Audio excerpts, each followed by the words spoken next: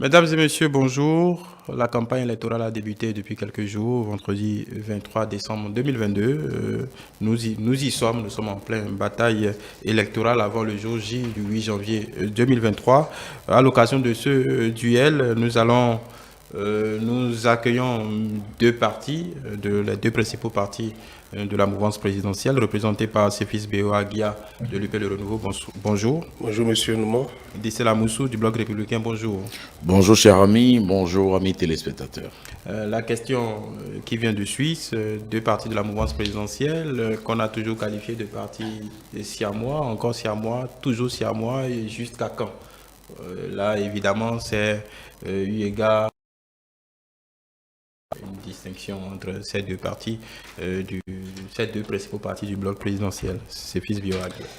Merci. Je sais pas, c'est l'imaginaire populaire qui a retenu que ce sont des partis siamois, parce que, bon, voilà, il doit y avoir peut-être une perception de ce que, au lendemain des tests de réforme du système partisan, ces partis naissent presque au même moment, parce qu'il fallait que ça arrive pour compétir aux législatives de 2019. Et donc, parce qu'aussi, peut-être, ils soutiennent tous l'action gouvernementale menée par le président Patrice Talon, mais ils n'ont rien de siamois. C'est vrai que la boutade de 2018 du président Amosou Bruno avait évoqué une question de jumeaux au congrès du bloc républicain cette année-là. Mais c'est juste que c'était pour que, bon voilà, on puisse dire que c'est des partis qui marchent un peu plus ou moins côte à côte, mais chacun d'eux a une ligne claire de ce qu'il fait du point de vue idéologique, donc du positionnement politique idéologique. Les lignes sont très nettes parce que le progressisme, de ce que je peux retenir, n'a presque rien à voir avec le libéralisme ou le républicanisme que promeut le bloc républicain. Et du point de vue aussi de la pratique politique, ce n'est pas forcément les mêmes points de vue ou les mêmes initiatives pour premièrement soutenir l'action gouvernementale. Chacun y va de ce qu'il estime qu'il peut faire pour faire progresser le Bénin, et également dans la mise en œuvre d'initiatives propres à chaque parti, ce n'est pas les mêmes. Donc, il faut que cette démarcation, nos compatriotes puissent la faire. Et c'est vrai que les adversités, on n'a pas le sentiment qu'elles sont très fortes ou très affichées, mais elles existent, il faut le dire. Elles existent sur bien de perceptions. Et voilà, la suite du débat nous permettra de mieux redire tout cela. Dissela Moussou, entre ces deux parties, quelle est la différence? On a l'impression qu'il n'y a qu'un fil, on va dire une feuille de tabac qui sépare ces deux parties. Concrètement, au niveau de l'offre politique, on est en pleine campagne. La différence, elle est grande, elle est énorme. Elle est du point de vue idéologique, elle est du point de vue fonctionnel, elle est du point de vue structurel. La différence, c'est que chez nous, au Bloc républicain, nous mettons le capital humain au centre de notre libéralisme, et cela constitue une différence. La différence, c'est que nous, au Bloc républicain, nous disons qu'il faut apprendre à pêcher que de donner du poisson et ne plus être en mesure de continuer de donner du poisson. Donc, il y a vraiment de la différence entre les deux formations politiques. Et Béo Aguia vient de vous dire le contexte qui a fait dire à l'opinion publique ou l'imaginaire public que les deux partis Bloc républicain et Union progressiste Le Renouveau étaient donc des frères siamois ou des jumeaux. Dans tous les cas, nous allons vers des élections législatives qui vont amener forcément ces deux blocs soutien du pouvoir du président Patrice Talon au bloc opératoire. Oui, d'accord, on y est concrètement. Donc, c'est pour vous dire que... Ben, je me mets à la place d'un électeur potentiel. On a la tentation, c'est de mettre tous ces deux partis dans le même bateau, au-delà de des figures qui diffèrent complètement. C'est au bloc donc opératoire à travers les urnes le 8 janvier et que chacun de ces deux grands partis, chacune de ces formations politiques va afficher nettement et prouver son existence idéologique, son existence du point de vue du poids et de sa représentativité au plan national. Et puis je crois qu'à partir de ce moment, l'opinion retiendra une fois pour toutes que le bloc républicain reste et demeure le plus grand parti du pays. C'est vrai que les élections permettront davantage de fixer chaque parti politique, mais dans les faits actuels, c'est déjà ainsi que l'Union progressiste, le Renouveau, est le plus grand parti, du point de vue de ses élus au niveau de l'Assemblée nationale, du point de vue des conseils communaux, Union progressiste, le Renouveau, du point de vue des conseillers... Est-ce qu'ils ne sont pas dans l'usurpation? Non, du tout pas. À quelle usurpation? Ce fut des élections. Je vous le dirai. Non, ce fut des élections. Je ne sais pas, ce fut des élections et qui sont avec des données officielles où l'Union progressiste, le Renouveau, a eu le plus grand nombre... Non, le plus grand nombre de partis, de députés. Ensuite, pour les élections communales, et donc, je pense que, ne serait-ce que sur ces données électorales qui n'ont pas encore changé, le plus grand parti, c'est l'Union progressiste, le Renouveau. Je ne veux même pas citer tout ce qui a pu se mettre en place depuis quelques mois, qui a renforcé cette entité qui allait dans une transformation et qui confirme un peu sa grandeur. Mais ce que je voudrais dire aussi, du point de vue idéologique, le progressisme, c'est un mouvement politique qui vise à représenter le peuple à travers des réformes, à travers la promotion de réformes sociales et économiques, et aussi en soutenant le gouvernement. Et donc, des deux partis, à mon sens, le parti le plus social, ou si on peut même dire le plus proche du peuple, c'est bien entendu l'Union progressiste, parce que le progressisme, c'est cela. Intégrer le capital ou les questions sociales dans le libéralisme,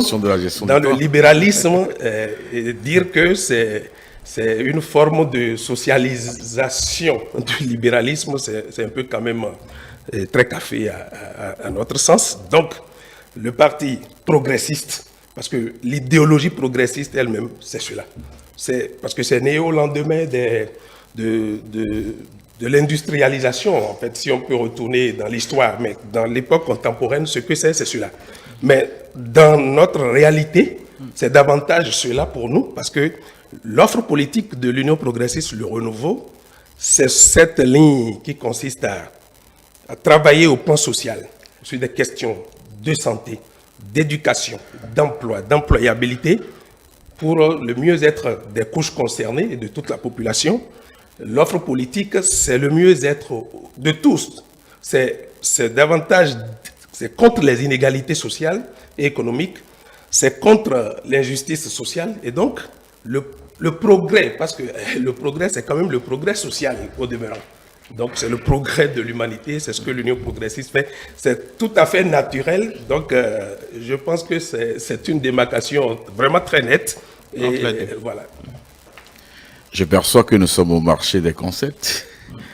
Et je perçois que mon vis-à-vis est dans l'usurpation parce que identitairement, l'UP, le Renouveau, vient de naître. C'est un embryon, un parti qui ne sait pas encore marcher. Dans l'UP de basique, les chiffres étaient clairs. Mais avant même ne parlez pas aux auditeurs de l'UP basique, mais parlez-leur de l'aïeul. Parce que c'est un thème qui n'a rien à voir avec la réalité, M. Amoussou. Si vous ne sortez pas de votre gorge, je ne vous parlerai pas. Moi, je voudrais que de votre gorge sortent des choses qui sont... Allez-y, allez-y. Non, l'UP Le Renouveau est un héritier qui vient de naître, qui a un aïeul qui s'appelle UP, ou s'appelait UP, puisqu'il paraît qu'il est décédé. Donc, à la date d'aujourd'hui, alors nous sommes officiellement, si vous allez interroger les statistiques et les documents officiels en matière de partis politiques dans notre pays, c'est la première fois que cette formation politique participe à des élections. Être héritier, bénéficier de l'héritage de ses parents, de ses grands-parents, n'est pas forcément à mettre sur le plateau comme exploit personnel. C'est pour cela qu'il est très simple d'en déduire que la plus grande formation politique aujourd'hui dans ce pays s'appelle le Bloc républicain.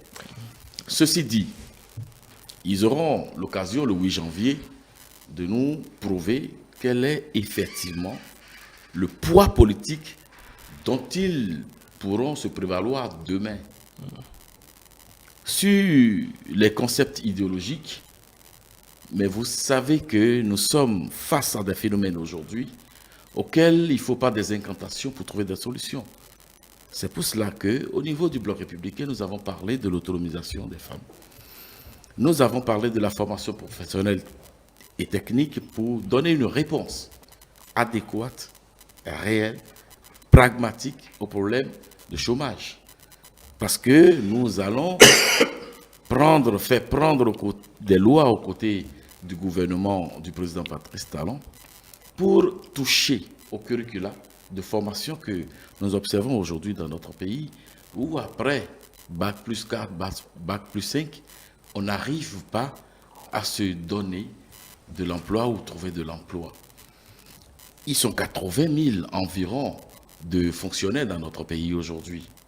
Même si l'État décide de mettre ces 80 000 fonctionnaires à la touche et d'en recruter, il ne pourra pas aller au-delà de 80 000 ou d'1 million. Pendant ce temps, nous observons qu'il y a plus de 4 millions de jeunes qui sont en quête ou en attente du premier emploi. Alors, dire que la sociabilité ou les bases sociopolitiques du Bloc républicain ne sont pas perceptibles,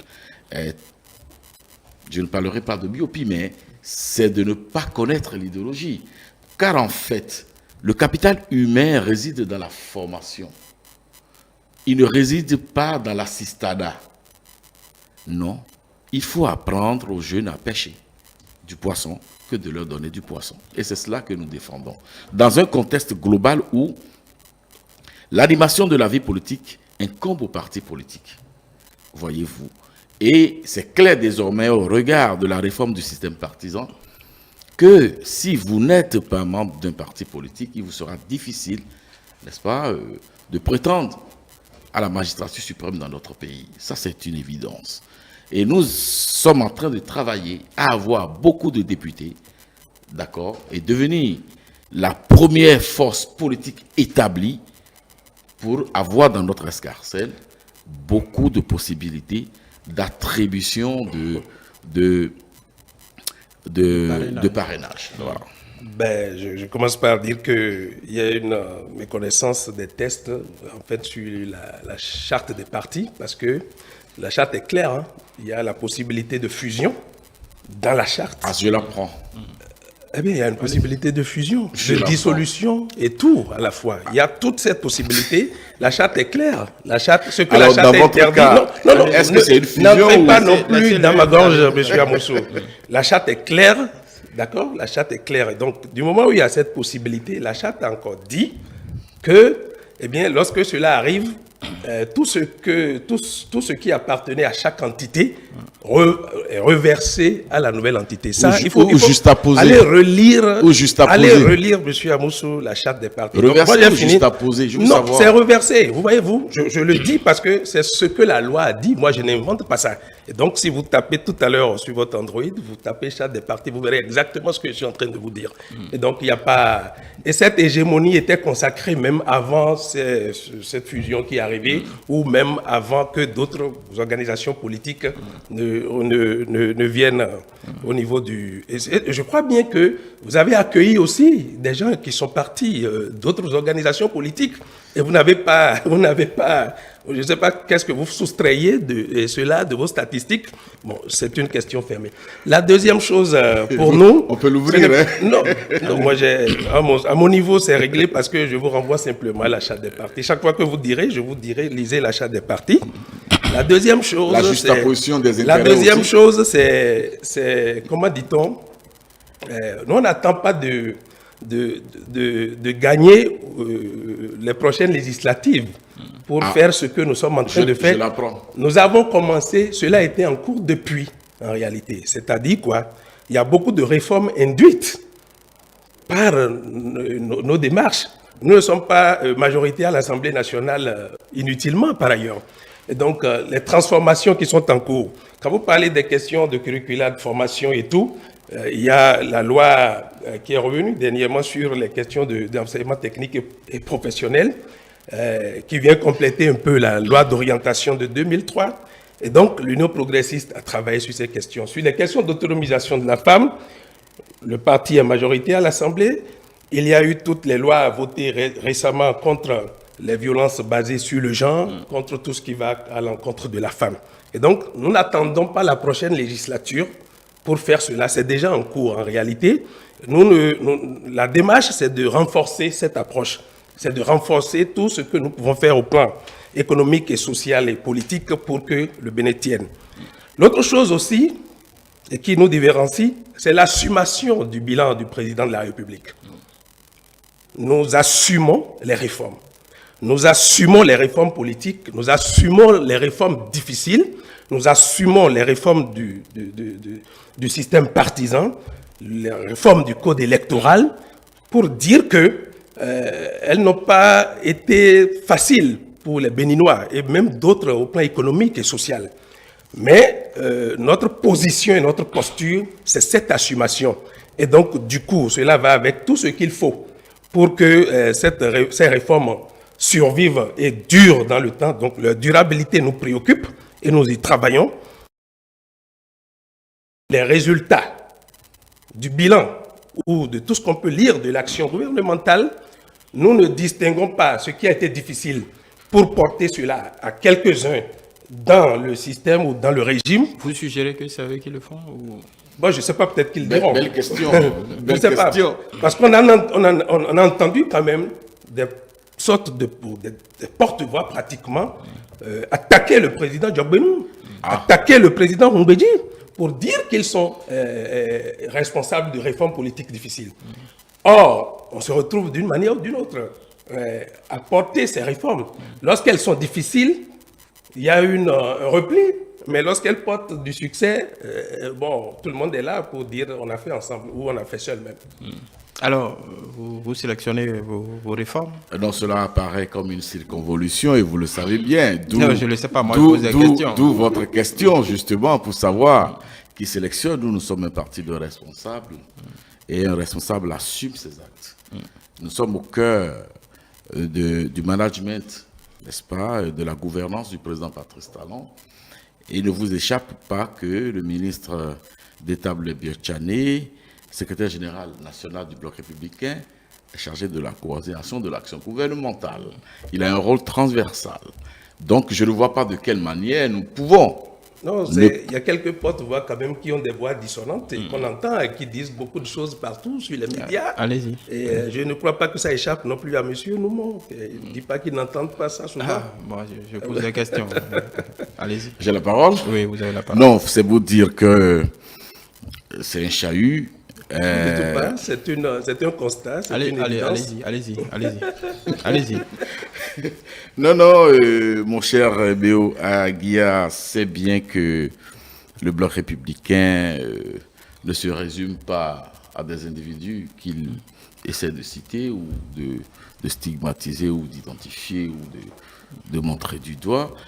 Le bloc républicain, c'est un parti responsable qui porte des valeurs. Et ces valeurs-là, au sein de ces valeurs, il y a la responsabilité et l'unicité. Vous comprenez? Donc, il n'est pas question pour nous, au bloc républicain, de nous départir de la pleine responsabilité des réformes que nous avons soutenues jusque-là. Mieux, vous n'avez pas oublié que mon entrée personnellement en politique s'est faite sur la base d'un leitmotiv qu'on appelle la sécurisation des réformes. Voyez-vous? Et ça, c'est porté aujourd'hui par le bloc républicain à travers son programme de législature. Voyez-vous? C'est une bonne nouvelle. Hein? Je vous l'annonce. Donc, par votre entrée, j'apprécie. Je confirme que vous avez dit qu'il faut éviter de dézinguer les réformes. Voyez-vous, et vous verrez sur nos affiches partout, on a parlé de sécuriser les réformes en cours. C'est pour dire quoi? Nous les assumons. Et nous travaillons à les pérenniser.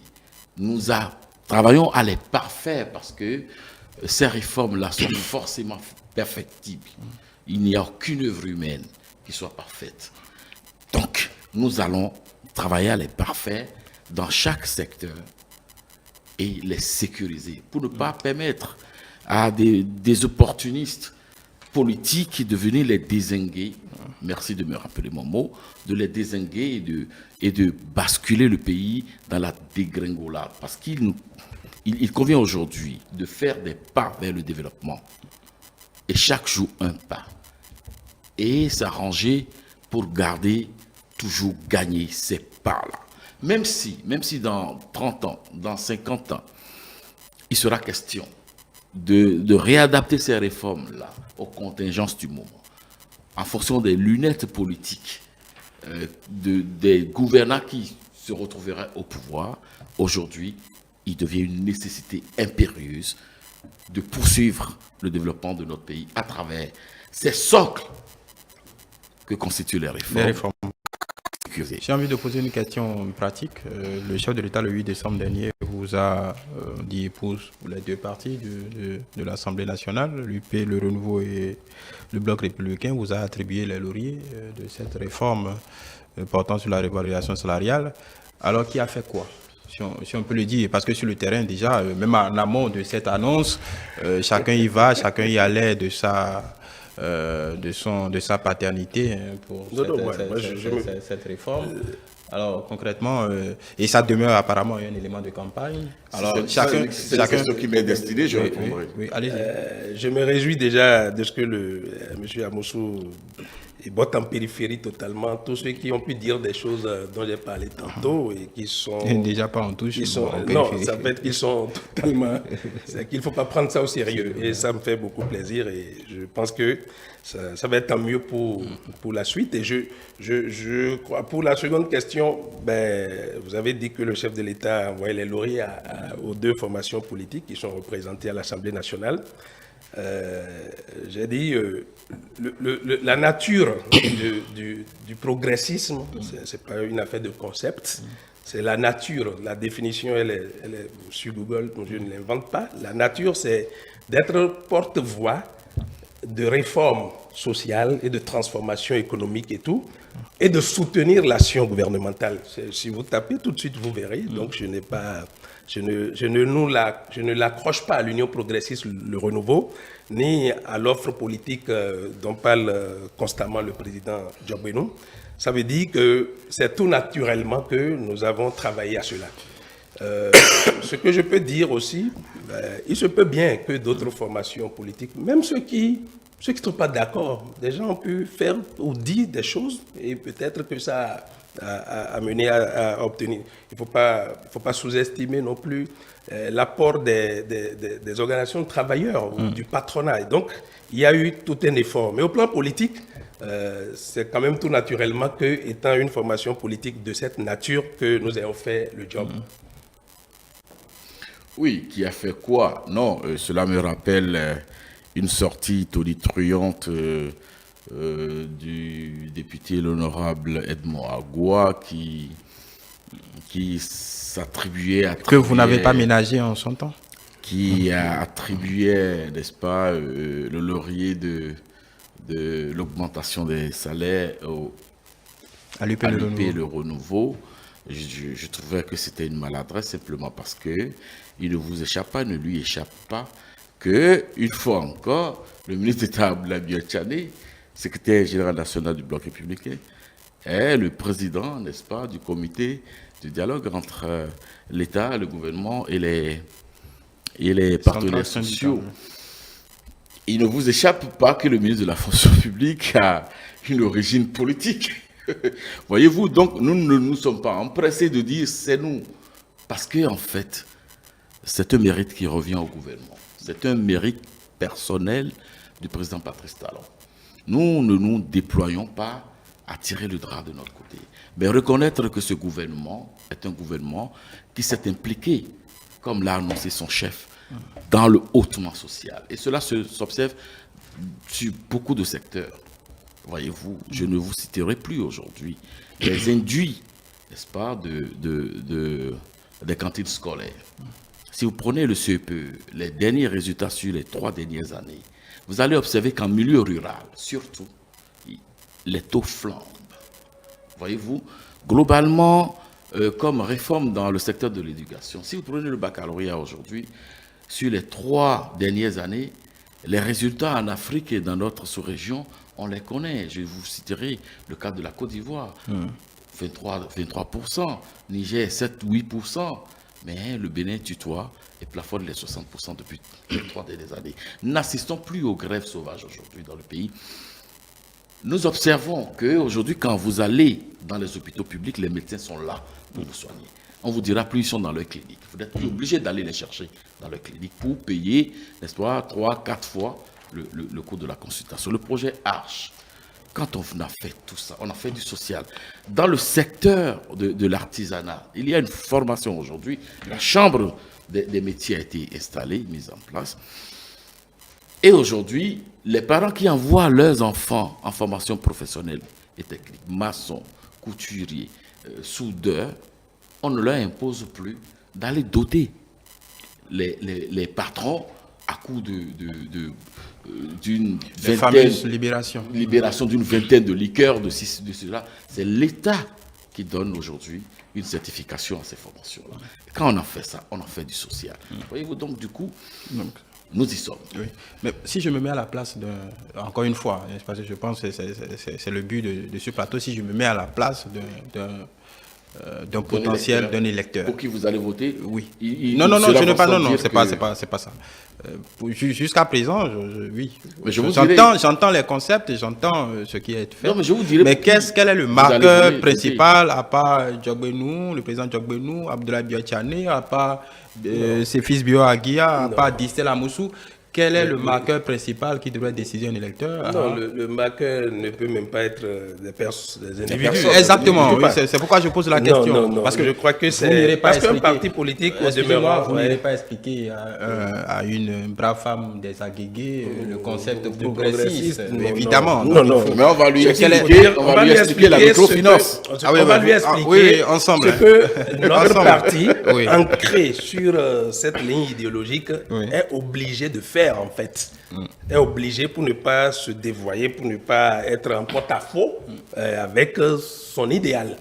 Parce que on nous fait quand même le procès dans le pays pour les partis politiques, pour les organisations politiques. Bon, voilà. Comment vous êtes positionné? C'est quoi votre ligne? Et donc, il faut le dire. Et cette ligne a une implication dans tous les segments de la vie publique et de l'action publique, en réalité.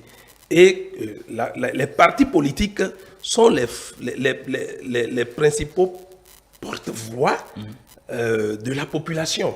C'est parce que la représentation nationale, on va vers des législatives, ce sont les partis politiques. Alors nous parlons, il n'y a pas d'organisation syndicale qui va à l'Assemblée nationale, il n'y a pas d'organisation patronale qui va à l'Assemblée nationale, il n'y a pas d'organisation corporatiste qui va à l'Assemblée nationale. Ce sont les partis politiques qui vont à l'Assemblée nationale. Et quand ils vont à l'Assemblée nationale, c'est pour nous représenter, fonction de représentation. Ensuite, ils vont légiférer, ensuite ils vont contrôler l'action gouvernementale.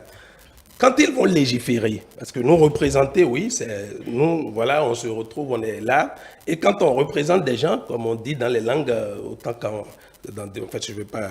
Mais quand on dit dans les langues, la fonction de représentation, c'est des fonctions de porte-parole qui disent pas leur nom, parce que vous allez parler au nom d'autres. Alors, si vous légiférez, c'est pour dire comment la République dans laquelle nous sommes va s'organiser. Et donc, du point de vue de l'éducation, du point de vue de l'économie, du point de vue de la sécurité, du point de vue d'un peu de tout, eh bien, ce sont les lois qu'on prend et que donc des acteurs politiques prennent, ou soit en initiative venant d'eux-mêmes ou des projets qui viennent du gouvernement. Ce sont ces choses-là que nous touchons pour changer. Et donc, les populations, nous sommes dans un dialogue citoyen avec les électeurs aujourd'hui pour leur dire que les choix qui se feront, on est dans un parlement de transition, mais on vient de quelque part. Les choix qui se feront, eh bien, vous choisissez l'Union progressiste, le renouveau, pour de la consolidation d'acquis, pour de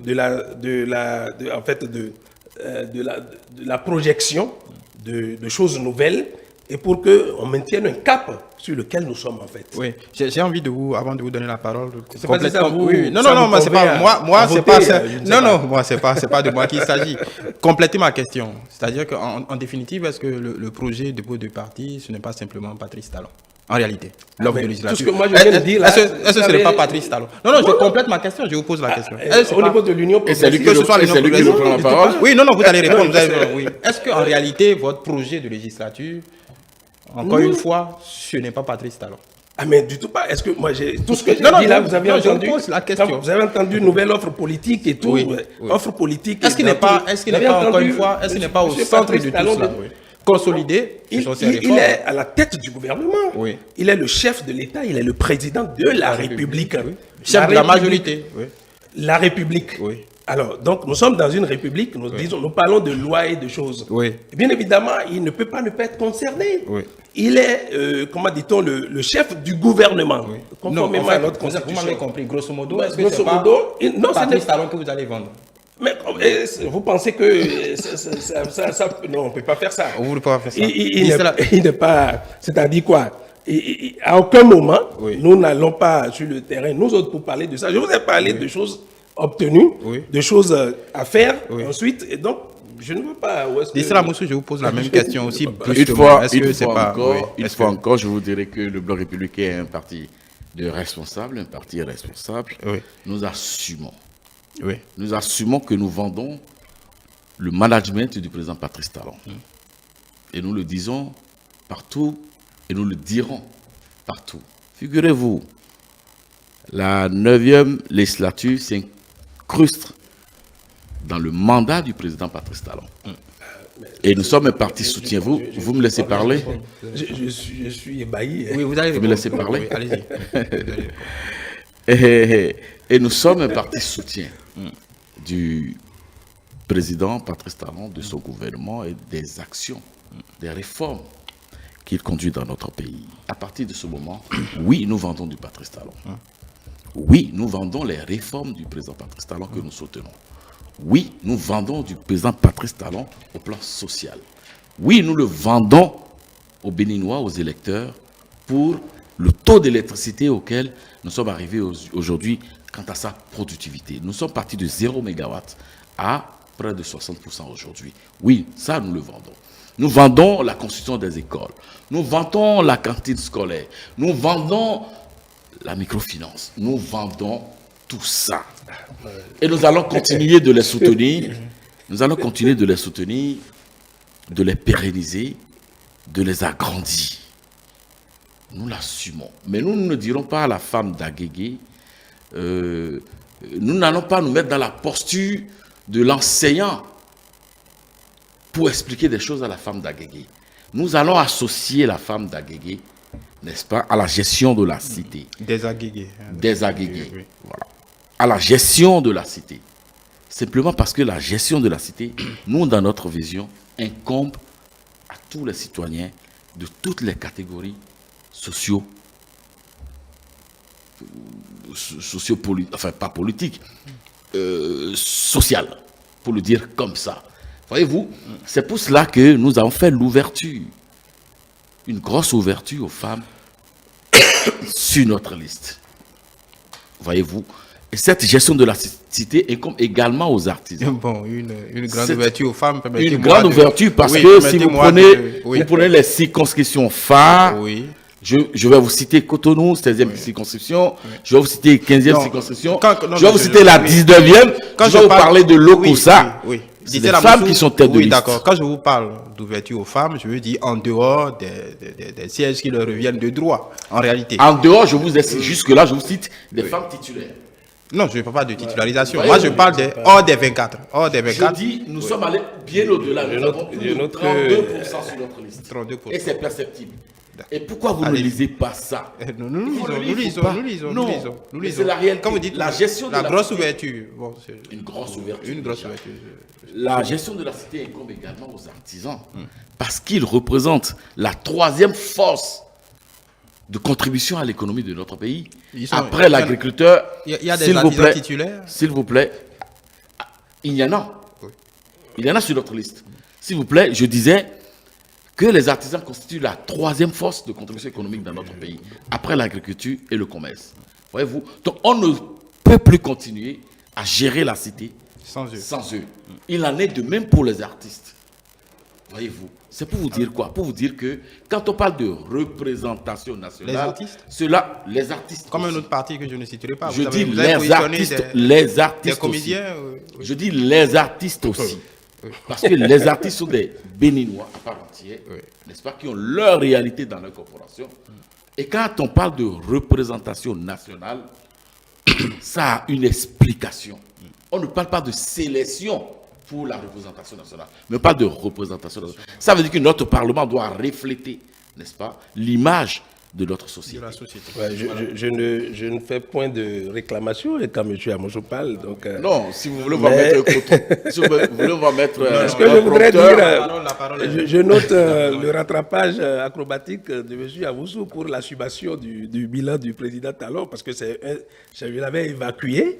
Mais je crois qu'il cherchait le bon moment pour revenir sur ça. Est-ce que c'est fait? Là, il est dit est-ce que c'est fait? Non, merci d'être revenu dessus et de l'assumer entièrement. Parce que nous, on a réglé le débat.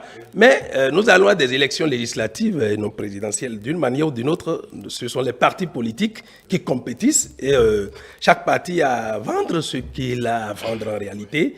Et en tant que lui, ça va être un raccourci totalement sans démagogie, bizarre avec ce que vous dites. Il fallait quand même alors carrément mettre le logo du président de la République autour de vos affiches, pratiquement, parce que à dire cela, c'est presque ça. Ce serait mieux que cela dit. Non, cela dit, ça sera mieux que de dire qu'on va conduire Zémidia pendant 40 ans. la motion, si vous le permettez, pour peut-être refaire la question, est-ce que pour les partis de vos deux partis qui sont les partis phares de la mouvance présidentielle, sans faire insulte aux autres, est-ce que votre plus grand laurier, ou on va dire votre plus gros avantage aujourd'hui, c'est d'être porteur de ce bilan de Patrice Talon? Mais c'est tout naturel, ça serait quand même bizarre. Vous l'aviez rejeté tantôt. Non, du tout pas. Nous n'allons pas à des législatives. Ce n'est pas Patrice Talon qui est candidat. Et nous n'allons pas à une élection présidentielle. Et ça, il faut le dire. Ouais. Nous allons à des législatives. C'est l'Union progressiste, le renouveau, qui a aligné des candidats. Et donc, nous faisons une démarcation qui doit se faire. Oui. Maintenant, en tant que parti qui soutient l'action du gouvernement, qui l'assume, contrairement à ce que j'ai pu dire, mais j'ai eu des réponses un peu plus tardivement et que j'apprécie justement. Et donc, nous, forcément, nous parce que quoi? Nous allons dans un dialogue avec le citoyen. Et le citoyen revient sur ses préoccupations. Je préfère le dialogue. Voyez-vous, nous allons dans un dialogue avec le citoyen. Non, c'est un dialogue, c'est ce que le président John Benoît a dit dans sa dernière lettre. C'est un dialogue dans son discours de la... C'est un dialogue avec le citoyen. Et nous parlerons de quoi? nous soutenons les actions du gouvernement. Les citoyens posent des questions liées à leur vie de tous les jours, liées à leurs préoccupations de tous les jours, liées à tout ce dont ce qu'ils souhaitent avoir dans leur vie et qu'ils n'ont pas, et ils estiment que le gouvernement doit faire davantage, le gouvernement doit faire mieux pour contribuer ou pour trouver des solutions à leurs difficultés. Et donc, c'est dans ce dialogue, forcément, nous puisons des éléments de ce qui est en cours ou de ce qui a été fait, et bien aussi et de ce que nous savons qui arrive du point de vue de la conduite de l'action publique et de l'action gouvernementale. C'est donc tout naturellement que ces éléments y reviennent. Mais je précise que nous allons à une élection législative, et ça, il faut le dire clairement à M. Amoussou. Voilà. Une autre question, et cette question a transparu quelque peu dans le premier grand débat de cette campagne électorale sur notre chaîne publique. Quid de la coordination de l'action gouvernementale? Parce que ça sonne comme un reproche qui est estampillé au dos de ces deux partis de la mouvance présidentielle, où le président lui-même, le 8 décembre, avait remercié les deux partis pour leur accompagnement. Alors, dans l'opinion, et peut-être au niveau des partis de l'opposition, c'est la coordination de l'action gouvernementale, le contrôle, je m'excuse, le contrôle, oui, voilà. Le contrôle de l'action gouvernementale a quelque peu péché. Ça, c'est le reproche constant. Le reproche constant, oui. C'est une question de management qui tranche nettement avec ce que nous connaissions par le passé. Quand on parle de parti soutien à un gouvernement, ce n'est pas un parti qui surprend au réveil le gouvernement qu'il soutient par des textes de loi. Quand on parle de parti soutien, le gouvernement ne se lève pas un matin pour jeter des propositions de loi par-dessus le mur à l'Assemblée. D'accord? Ça veut dire qu'il y a une symbiose qui s'observe entre un parti qui soutient un pouvoir et l'exécutif. Et les cadres de ces deux entités se concertent, travaillent. Ce qui ne se passait pas par le passé. Oui. Ce qui se passait par le passé, c'était le poids de l'argent. C'était la mercantilisation du vote. Surtout le vote budgétaire. Mais aujourd'hui, qu'est-ce qui se passe? Les commissions travaillent réellement au Parlement. Les membres du gouvernement, leurs cadres se rendent réellement disponibles. De sorte que, avant d'aller en plénière, la loi dans sa quintessence, dans sa posture, dans son intégrité, dans son fond, dans son corps et dans son esprit, est dépoussiérée. Quand c'est prêt, en vote.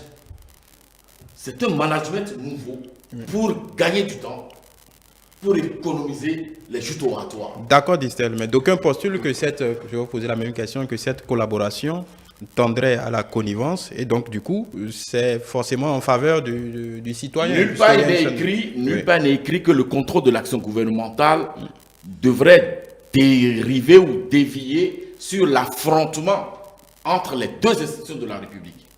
Nulle part. C'est cette même question. Collaboration, connivence. En fait, nos compatriotes ont beaucoup été habitués aux joutes parlementaires. Oui. Et derrière ça, il y a un grand souhait de gendarmisation du Parlement derrière le gouvernement. Il y a un peu ça qui ne dit pas son nom, en l'idée que cela permettrait au gouvernement, c'est-à-dire que c'est le Parlement du père Fouettard qui est là et qui surveille le gouvernement. C'est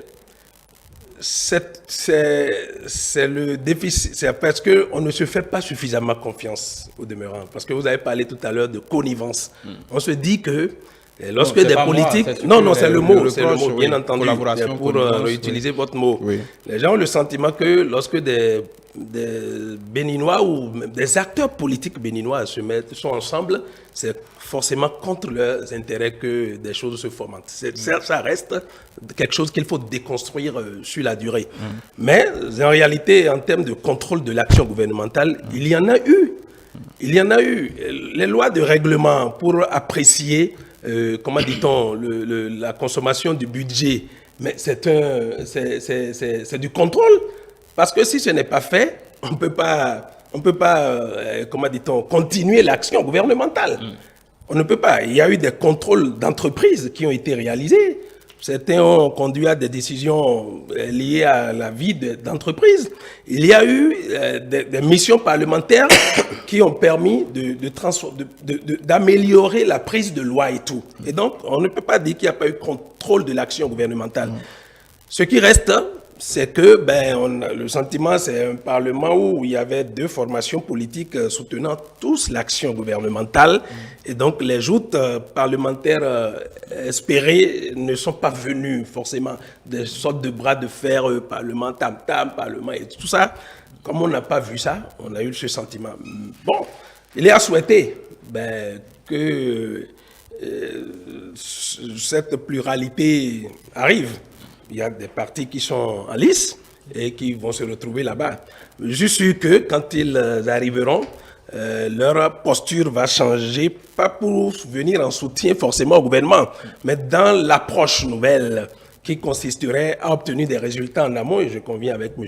Amosso sur ça, sur est-ce qu'il n'est pas toujours utile, c'est de la proactivité ça s'appelle, est-ce qu'il n'est pas toujours utile de regarder ce qu'on peut régler sans conflit, plutôt que d'aller à l'affrontement. C'est une forme de contrôle en amont. Ce n'est pas le contrôle a posteriori forcément qui est le contrôle. Le contrôle, ça se fait lorsque j'ai des élèves qui vont à des examens. Et tout le contrôle qu'on fait toute l'année, c'est pour leur permettre de performer à l'examen. Voilà. Et donc, je pense qu'on va peut-être prendre le temps de s'habituer, tout en comprenant nos compatriotes qui souhaitent des joutes parlementaires. Parce que bon, pour eux, ça contribue à l'animation de la vie politique et à la ça fait un peu parlement, théâtre, parlement, spectacle, quoi. Juste une dernière prise de parole de part et d'autre. Alors, ces élections promettent, le chef de l'État l'a évoqué le 8 décembre dernier, j'y reviens encore, toutes les sensibilités sont représentées.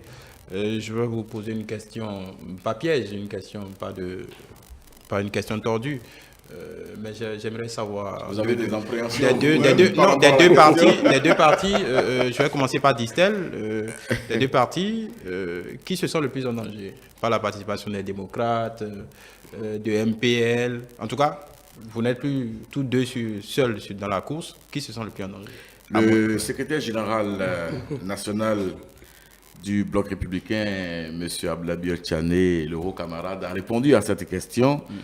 Comme par hasard, ce matin, au téléphone avec votre confrère RFI, pour dire que nous n'avons pas d'inquiétude. Nous allons à ces élections législatives pour affirmer que nous sommes la plus grande force politique du pays. De nouveaux partis en lice, et cela, forcément, va donner beaucoup plus de vigueur et beaucoup plus d'intérêt à la bataille. D'intérêt à la bataille. Merci. Merci, Dissela Moussou. Les situations que nous avons vécues en 2019 ont fait croire qu'il y avait des gens qui sont contre les autres et qui sont plus démocrates ou démocratiques que d'autres en réalité. Mais c'est une page fermée. Alors, ce à quoi les législatives serviront surtout, c'est de permettre à chacun de s'affirmer. Vous voyez, la campagne se déroule, chacun dit son point de vue. Moi, je vois sur la chaîne du service public ou les chaînes, les libertés à dire tout ce que les gens y souhaitent. Il y a pas, c'est vrai qu'il ne faut pas aller dans des écarts, mais chaque parti affirme son point de vue sur les différents enjeux de développement. Ça veut dire qu'on est dans un contexte très intéressant. Cette fois-ci, là, lorsque l'Union progressiste, le renouveau, va prendre la tête à l'issue des élections, je crois que plus personne ne dira que c'est un parti qui a ceci, cela. Héritier. Et donc, que c'est un parti héritier. Voilà. C'est un parti héritier. À l'occasion, on Donc, reviendra ça, pour en parler. Merci. Ça, Merci. c'est une bonne nouvelle. C'est Merci. une très bonne nouvelle pour la démocratie. Merci Je pense beaucoup. que l'Union progressiste, le renouveau, Nous en sommes sûrs. Merci beaucoup.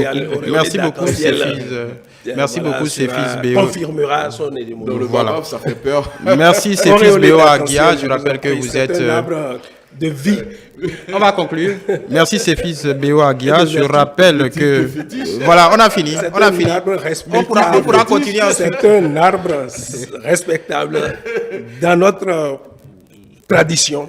C'est le baobab. Merci. Merci, Distel Amoussou. Pas de prolongation. Merci, Cephis Béo Aguia. Je rappelle que vous représentez sur ce plateau l'Union progressiste. Cheval, on a le sentiment qu'il veut tomber. Distel Amoussou. Mais on verra si le cheval Je ne va rappelle pas que se- vous représentez se le retrouver bloc totalement au sol. bloc républicain. Je vous Pourvu laisse que- conclure. Je peux vous laisser pourvu conclure. que le cheval ne se retrouve pas.